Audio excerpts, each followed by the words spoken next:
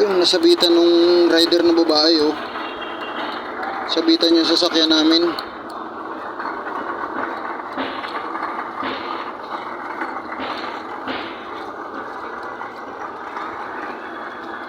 Yan. Naguhitan dito.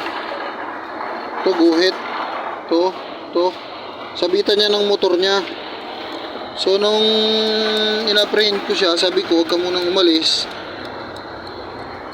Siya pang nagtatampo sa akin.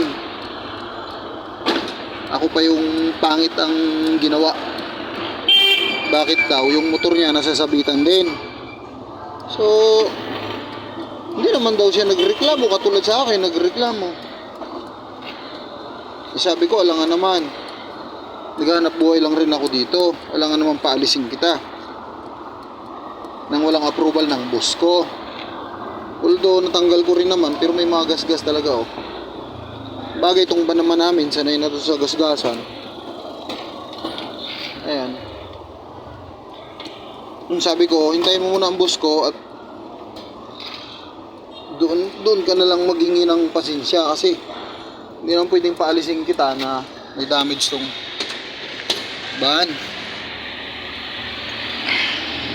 Isasakyan din daw sila at hindi naman daw sila ganun. Okay lang daw sa kanila kahit masabitan. Hindi na lang din ako tumawag ng enforcer kasi maliit nga naman na bagay lang yan. Kaya lang parang ako pa yung mali sa ginawa ko. Sabi niya, ate, sabi ko, ate, nagtatrabaho lang ako rito, tauhan lang din ako. Ako ang papagalitan ng boss ko. Wala namang problema, maliit na bagay yan.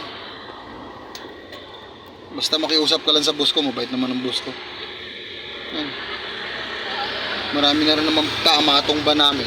Pero siyempre, hindi naman to bagay lang na ganun lang pag nasabitan mo.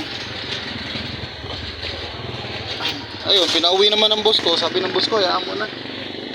Mag-ingat ka na lang pag uwi. Shout out sa'yo, ate.